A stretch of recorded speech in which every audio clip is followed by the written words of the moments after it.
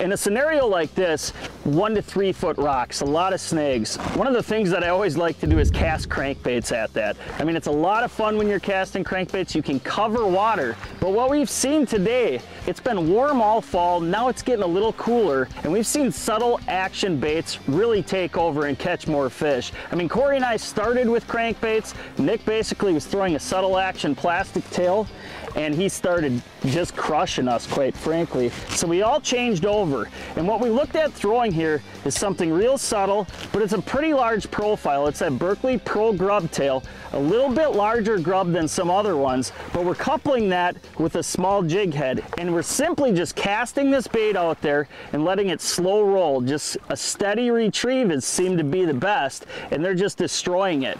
So when you're dealing with cold front conditions like this, even though typically you might want to cast crankbaits to rocks like this and it catches a lot of fish at many times, if you're not getting those bites on a high action bait that's got a lot of vibration, sometimes just slowing it down, something a little bit more subtle like this Pro Grub-tail, can put more fish in the boat.